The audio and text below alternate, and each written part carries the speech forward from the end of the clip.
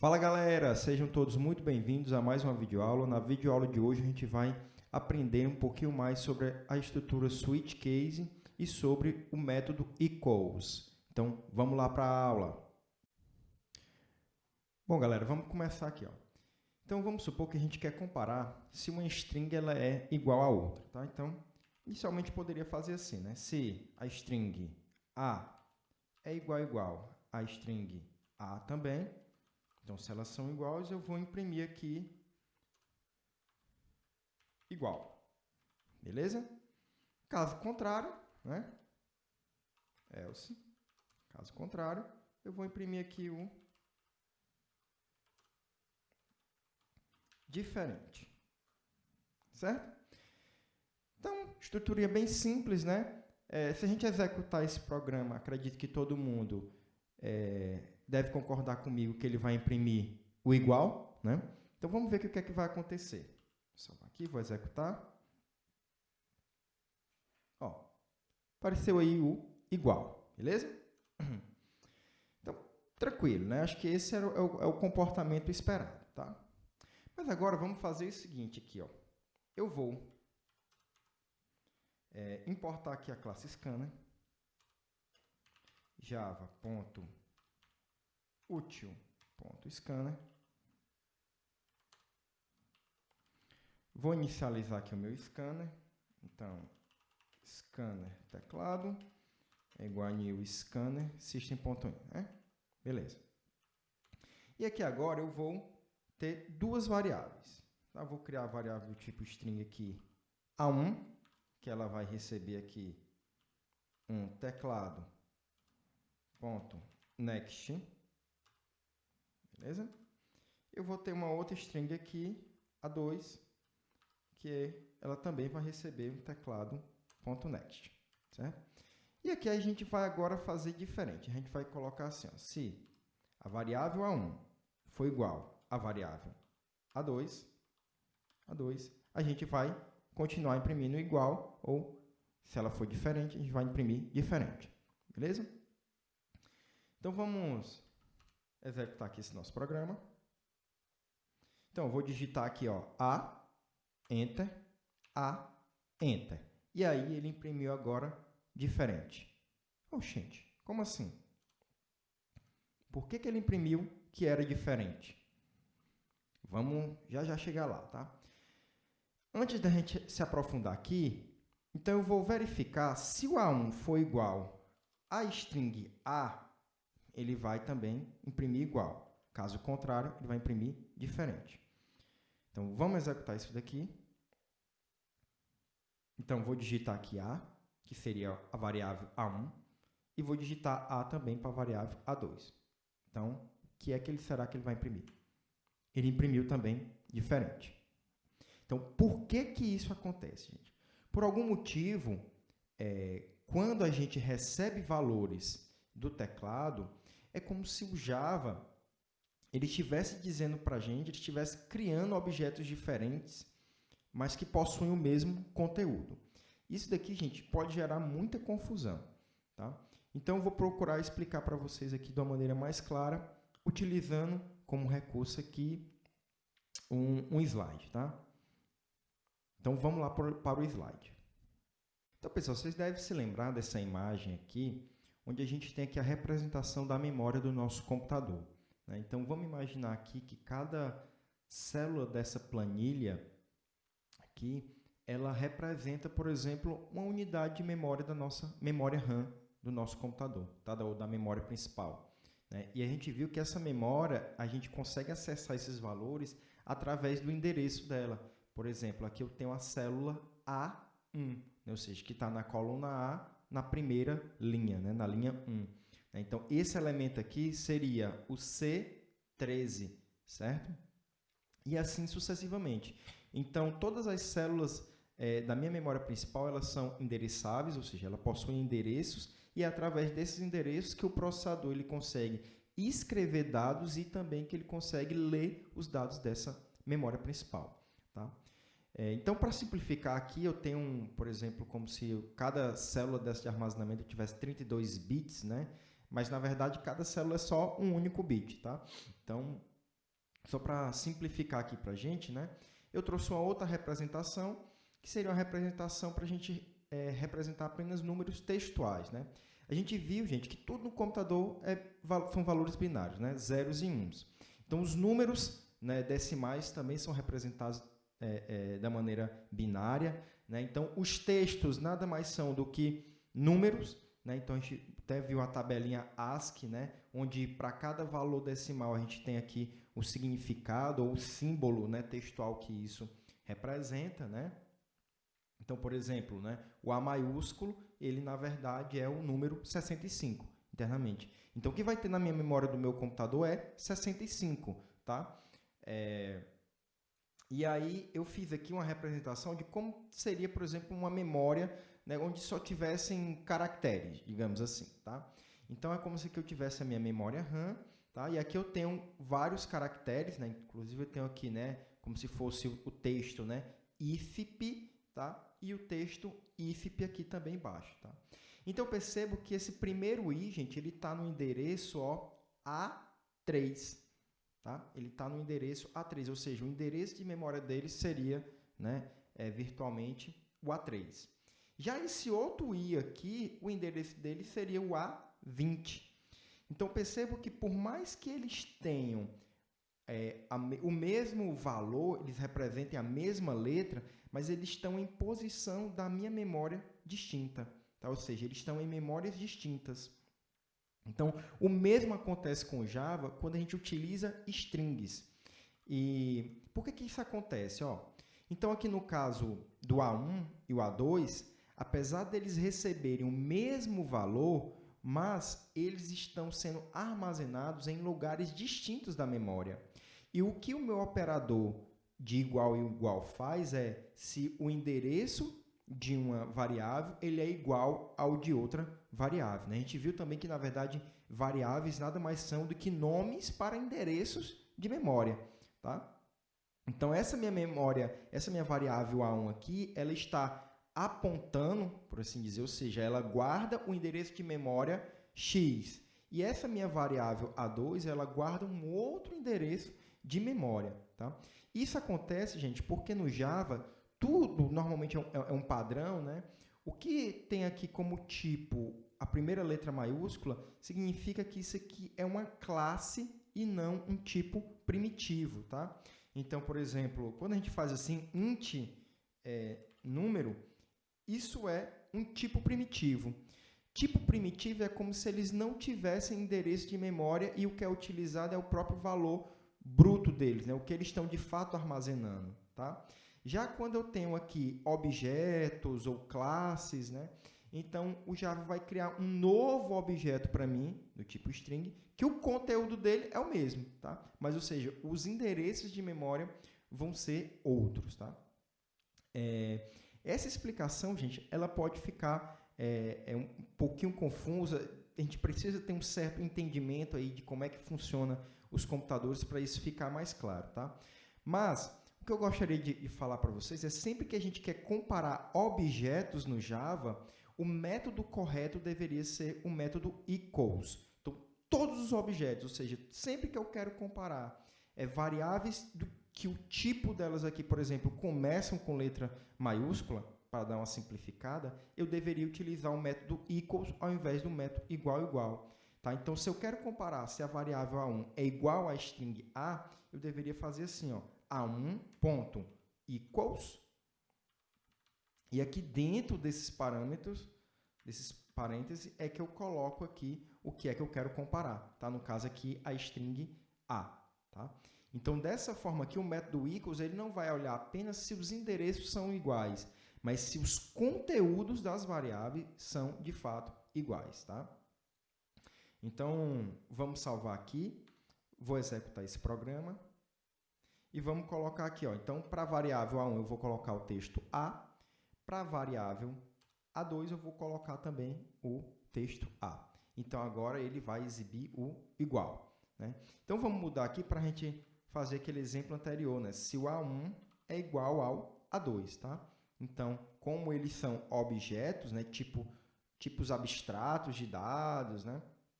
Então, a gente vai utilizar o método equals para comparar um com o outro. Tá? Então, vamos colocar novamente aqui para executar. Então, eu vou colocar agora um texto completo. Ó. Então, eu quero verificar se o texto Dan, que está na variável 1, é igual ao texto Dan, que está na variável 2, por exemplo. Tá? Então, e aí agora ele foi igual. Tá? Onde é que a gente poderia, por exemplo, um exemplo que a gente poderia utilizar isso? Tá? Vamos supor que a gente tem aqui um sistema de login, de autenticação, onde o usuário ele precisa entrar com a senha master, aí, né, a senha principal, para que ele tenha acesso ao sistema. Tá? Então, por exemplo, a gente poderia... Vamos colocar aqui esses outs aqui.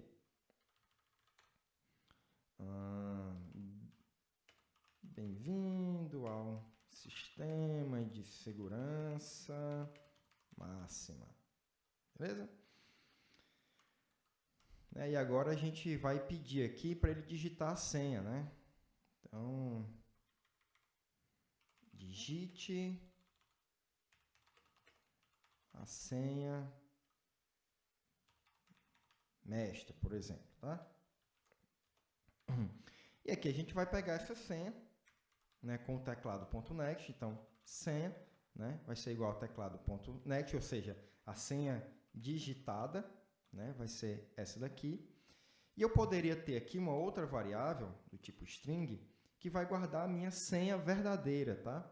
Que seria a senha mestre, por exemplo, tá? Então essa senha mestre vai ser, o resultado dela vai ser isso aqui, ó. Beleza? Olha a pegadinha aqui, né? Então, 1, 2, 3, 4, 5, 6, 8, 7. Tá? Então, o que é que eu quero verificar agora? Ó, se a senha mestre for igual, né, à senha digitada, né, então eu vou botar aqui autenticado com sucesso, tá? Então, a autenticação, gente, é exatamente que o usuário prove que ele realmente tenha acesso, que ele prove quem ele está dizendo ser. Tá? Então, aqui eu estou dizendo que ele foi autenticado com sucesso. Né? Caso contrário, se ele digitou a senha errada, digamos assim, ele não digitou a senha 1, 2, 3, 4, 5, 6, 8, 7, então eu vou dizer aqui, ó, senha errada. Beleza? Então, vamos agora colocar aqui o nosso programa para executar. Então, ó, tá aí, bem-vindo ao sistema de segurança máxima, né? Digite a senha mestre. Então, vou digitar aqui, né, qualquer senha aqui e deu senha errada. Se eu executar novamente esse programa e digitar agora, né, 1, 2, 3, 4, 5, 6, 8, 7 e digitar Enter, ele deu autenticado com sucesso. Beleza? Então, sempre, gente, que a gente quiser comparar duas strings ou comparar dois objetos de tipos abstratos do Java, a gente deveria utilizar o método equals ao invés do igual igual. O igual igual vai servir para todos os tipos primitivos. Por exemplo, eu poderia aqui, ó, fazer essa verificação aqui, ó, com a variável, por exemplo, do tipo char, que é um tipo primitivo, né? Por exemplo, aqui, ó, char sexo é igual a M. Tá? Então, esse sexo aqui, que está recebendo um único caractere, esse único caractere, na verdade, a gente sabe que é um número, né? Então, eu poderia fazer isso aqui, ó. Se sexo for igual, vamos ver lá qual é o valor do M na tabela ASCII. O M maiúsculo é 77, ó. Então, eu poderia, inclusive, fazer isso aqui, ó. Se sexo é igual a 77, eu executo alguma coisa, né? Que, obviamente, ele vai ser, né? Então, deixa eu botar aqui um outro system.out.println igual. Caso contrário, println diferente. Beleza? Então, vou comentar essa parte aqui por enquanto. Tá? Só para a gente testar aquilo. Essa parte aqui de baixo. Tá para executar. Então, ó, ele deu exatamente igual. Tá? Agora, se eu passar aqui que sexo é M minúsculo, né, e tentar comparar, ó, ele vai dar diferente, tá? Então, percebo que tipos primitivos, ou seja, variáveis que o tipo dela começa aqui com minúsculo, para simplificar, eu tenho que comparar elas com o igual igual. Posso utilizar o igual igual. Se eu tentar usar o ponto equals aqui, é capaz até de dar um erro, ó, porque não existe um método no tipo primitivo, tá? Mas, se o tipo da minha variável começar aqui com a letra maiúscula, né, então eu vou ter que utilizar o método equals, tá certo? Então, vou voltar aqui, descomentar aqui o nosso código. Beleza? E aqui a gente termina, gente, a ideia, né, a utilização do método equals. Se vocês ficarem, gente, com alguma dúvida, não deixem de comentar, tá? De deixar esse feedback aí para mim, para que eu possa explicar isso de uma maneira melhor, tá? O bizu é esse, né? Então, se o tipo da variável começar com letra maiúscula, então a gente deve utilizar o método equals. Se começar com letra minúscula, a gente deve utilizar o igual igual, tá? Lembrando, gente, que isso aqui não é uma, digamos assim, uma certeza, uma obrigação, né? Mas é uma convenção que a plataforma Java utiliza e que fica fácil a gente entender. Por exemplo, eu posso criar um tipo primitivo onde a primeira letra dele é minúscula, né? E aí meio que quebraria essa regra, né? Digamos assim. Mas, se a gente segue as convenções, digamos assim, fica fácil da gente saber quando a gente utiliza o equals, quando a gente utiliza o igual igual, tá? Vocês vão ter uma ideia melhor disso na disciplina de programação orientada a objetos, né? Que aí vocês vão ter, de fato, essas ideias do que é uma classe, do que é um objeto, como é que a gente compõe isso para criar e para utilizar a abordagem de desenvolvimento de software orientadas a objetos, tá? Então, eu quero mostrar para vocês agora uma outra estrutura de decisão chamada switch case, tá? O switch case, gente, ela pode ser utilizada sempre que a gente tiver uma estrutura mais ou menos essa daqui, ó. Por exemplo, se caractere for igual a igual, vou botar assim, ao caractere A, então eu faço isso. Caso contrário, se o caractere for igual ao caractere B, então eu faço outra coisa. Se não, o caractere for igual a C, eu faço outra coisa. Se não, né, for igual a D, faço outra coisa. Então, sempre que a gente tiver essa estrutura, se não, se não, se não, se não, né, com várias coisinhas, e aqui a gente, por exemplo, poderia fazer aqui, se o caractere é igual a minúsculo, eu vou substituir ele, eu vou imprimir aqui, por exemplo, né, fazer um sysout aqui, vou imprimir o A maiúsculo, né? Então, se ele for o B minúsculo, eu vou imprimir o B maiúsculo. E assim, por exemplo, sucessivamente, né? Eu poderia ter para as 26 letras, né, do nosso alfabeto, né? Então, sempre que a gente tiver essa estrutura, pessoal, se não, a gente pode utilizar uma outra estrutura de dados para fazer a mesma coisa, tá? Que é o switch case. Então, o switch case, ele funciona assim, ó. Por exemplo, switch case caractere, tá? E aqui eu vou colocar as possibilidades que esse caractere pode atender, tá? Por exemplo, ó, caso ele seja A, eu faço alguma coisa. Por exemplo, aqui, ó. Certo? Caso ele seja B, eu faço aqui o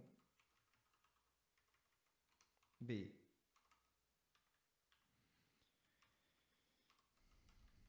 Vamos continuar aqui. Caso ele seja C e D, né?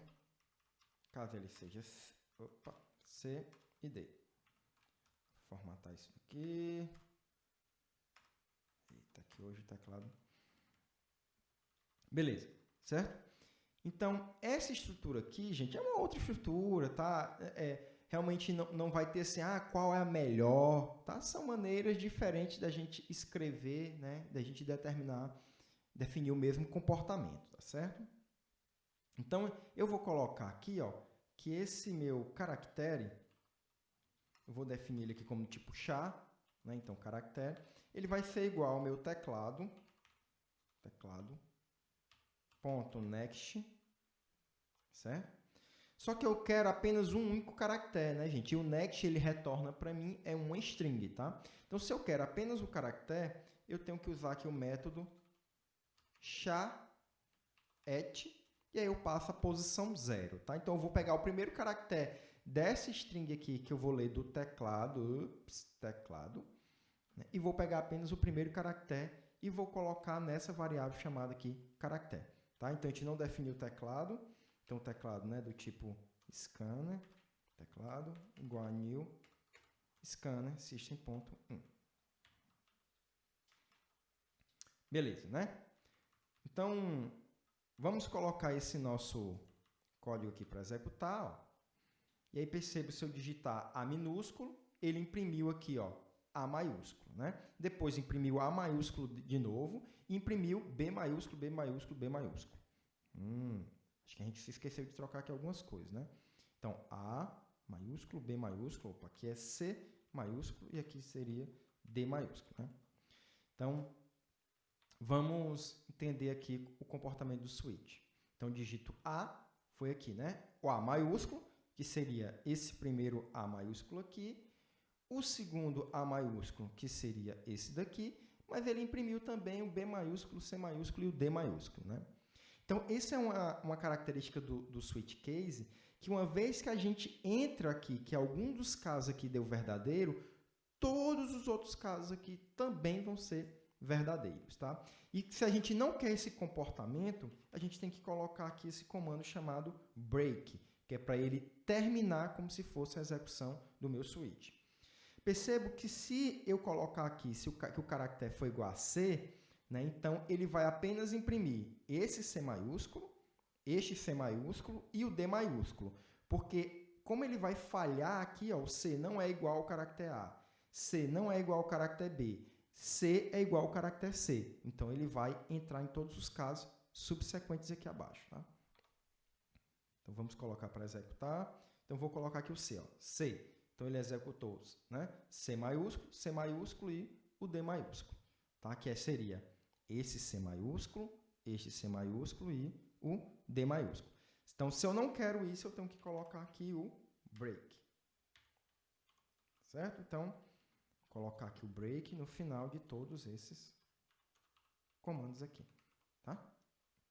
Então, posso colocar para executar agora. Então, vou botar aqui, ó, A. Ele agora só vai imprimir o A maiúsculo e o A maiúsculo. Beleza? Vamos colocar agora o C. C minúsculo, e ele imprimiu C maiúsculo, C maiúsculo. Tá? Aqui no if, a gente ainda poderia ter um else, que, por exemplo, olha, se o caractere não for igual a A minúsculo, nem B minúsculo, nem C minúsculo, nem D minúsculo, eu deixo ele aí mesmo, esse caractere. Tá? Então, eu vou imprimir, por exemplo, aqui, o caractere que está dentro da variável caractere. Certo?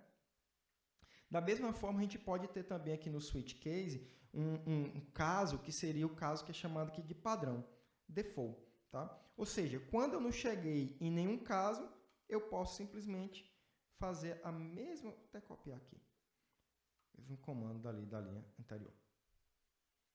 Certo? E eu posso também colocar aqui o break. Né? Esse último break aqui é meio que opcional, porque eu vou... Né, se eu não cheguei aqui no default, eu vou sair do default mesmo e vai acabar o meu switch case de toda forma. Tá? Mas só para a gente manter esse padrão aqui dos breaks. Né? Então, agora, se eu digitar, por exemplo, a letra E, por exemplo, então ele vai imprimir, ó, o E minúsculo e E minúsculo. Tá? Se eu imprimir qualquer outro caractere aqui, sei lá, Z maiúsculo, então ele vai imprimir Z maiúsculo e Z maiúsculo. Então, só para mostrar para vocês, gente, que sempre que a gente tiver essa estrutura, né, de if, else if, else if, else if, else, a gente pode utilizar aqui o switch case, tá? Esses casos aqui do switch case, a gente tem até uns cenários bem interessantes para a gente estar trabalhando com algumas estruturas de dados, de grafos, mas que agora para a gente não faz muito sentido, tá? Então, são maneiras distintas, né, de a gente representar o mesmo comportamento, tá? Mais uma vez, não existe qual é o melhor, qual é o mais rápido, não existe nada disso, tá certo? Então, pessoal, mais uma vez, a gente finalizou aqui o conteúdo de switch case. Se tiver ficado alguma dúvida, se alguém tiver alguma crítica, alguma sugestão, não deixe de mandar isso para mim, seja via e-mail, seja via WhatsApp, tá certo? Espero que vocês tenham gostado da aula e até a próxima.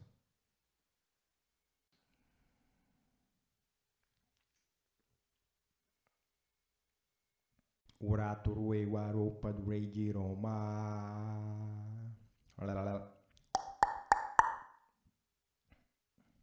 Espero que vocês estejam todos bem, fiquem com Deus e até a próxima videoaula. Valeu, tchau, tchau.